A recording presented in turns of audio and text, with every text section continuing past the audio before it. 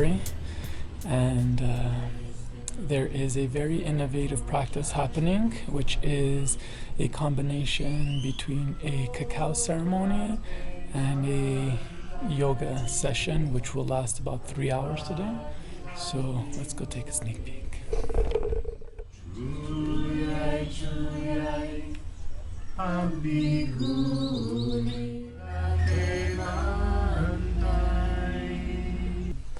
Mis que nu cuerpo chai ampicuni. Mis que nu cuerpo chai tai. Itaki muriki ampicuni. Mis que nu cuerpo chai. So the Kula Collective have already started next door. They're doing a 3-hour sound cacao yoga journey. The journey she's taking them on, in terms of starting from the snake on the ground, moving up to the jaguar. She's going to go through all the power animals of the Red Path system, and combined with the cacao, which is a heart opener, and the way she is guiding them through this journey. So this primal journey, going into one's inner self and finding those blocks that limit us from taking on our life with power, and going straight into it, using the power animal as a guide. It's powerful. I mean, I'm just filming. I'm in and out filming, so I could, honor their space. And I feel the energy just is building up. It's really nice. Really, really nice.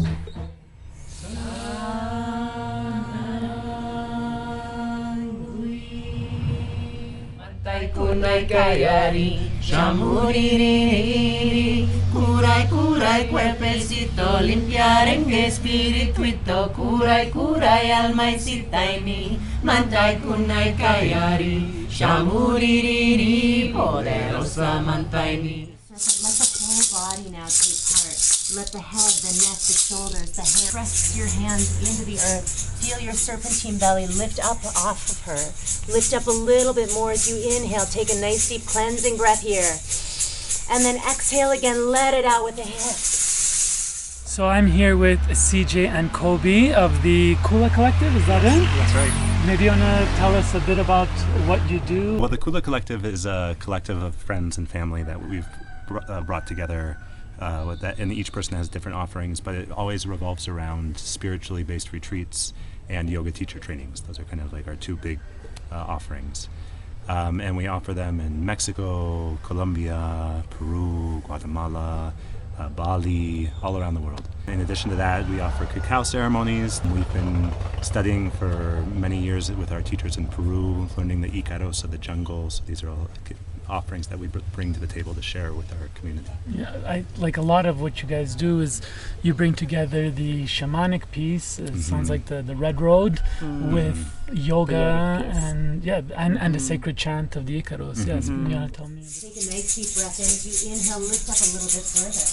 And as you exhale, let go with the hips. And really stretching it out. Prepare to release it fully now. Take one more deep breath. So it really is a fusion. It feels like it's bringing in two traditions that really complement each other. And the more we work with both traditions, the more we find a lot of overlap in them. The singing is kind of this unified glue, it seems like, that brings the yoga and the shamanism together. A lot of what we do too works with the Chicana, which is an Incan symbol for the Andean cross. And that's a foundation of a lot of the teachings that we do. So it works with the lower, the middle, and the upper world. So that shamanic kind of anchor is what we use in our yoga classes as well.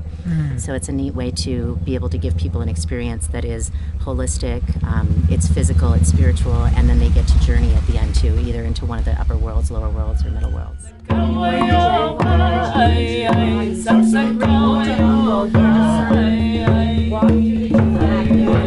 Inhale again, come up on the toes, stretch out your sky. Feel your stretching.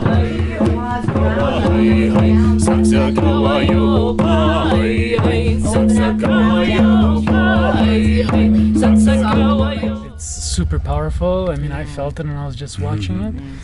I noticed a lot of what you do is like rooted in that shamanic perspective. I'm interested in where did you learn that, because I mean I've seen different ceremonies and I've seen different traditions. What you do feels really authentic and grounded, and it really feels like spirit is flowing through you.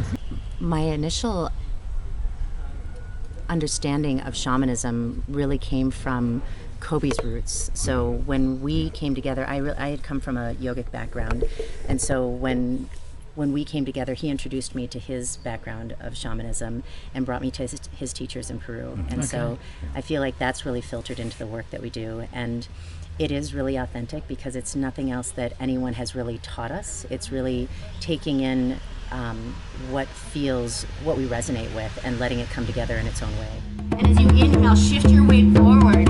Start to draw your left knee down to the floor. Flatten out your foot behind you. See your prey out in front of you. Start to reach up forward. Find the fiercity and the strength in your jaguar energy to take it for you. As you exhale, reach around behind you.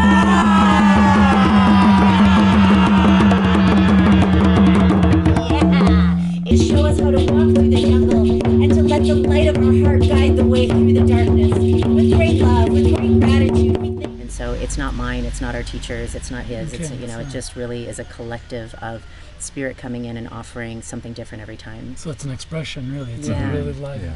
And the music and the way you play and you compliment. So I targeted that question to you because it seems like you lead in terms of the shamanic journey. She's our MC, our master of ceremony. You definitely all anchor it for sure. Yeah, and just to give my teachers a shout out. Yes. I started working with them about 15 years ago, and it's fairly well balanced between Shipibo grandmothers that we work with and Kero shaman from the mountains. So it's a fusion of those two.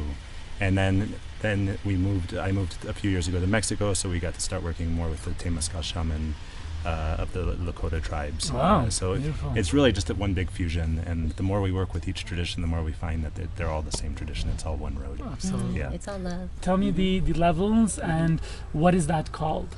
So today we were working with the Native American medicine wheel, and so it starts at the level of the level of the serpent, which is in the wind of the south. And that's really about releasing on a physical level. So letting go, peeling back layers of the past, things that you're holding on and physically carrying in your body. And then we move to the direction of the west, which is the wind of the jaguar, or the wind of the west and the element of the jaguar. The jaguar really represents a deeper level of letting go, so more emotional, mental letting go, holding on to our constructs, our belief systems, things that we've been carrying that may not really serve us anymore and may not even be our belief systems. And then from that place, we kind of release a lot of the density and baggage that we've been holding on to so we can move into the hummingbird. And the hummingbird is a lot lighter. It's really, in the wind of the north, it's about air and it's about flying and kind of moving into the journey of the soul. So it becomes a process of feeling in every moment where you are and really appreciating moment to moment the process of the journey rather than trying to get somewhere or trying to release something. It's just really being there. And then finally we get to the eagle in the wind of the east, and the eagle is just oneness. It's just love and flowing and connecting to everything that is and really feeling yourself as a part of all elements and all essences around you, and knowing that you are a part of it and it is a part of you, and there's no separation. It's so beautiful. When we get there, we're just flying and soaring, and it's about manifesting and creating our dreams and taking all that we've worked with through that journey into that level of understanding and moving down past the third eye, so that you can fully be here, present, filled with light, beauty, and the love that you already are.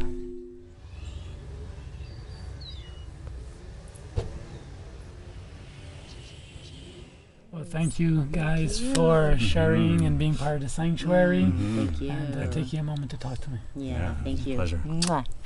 Mwah. Namaste. Love, namaste. So much love. Aho. Oh.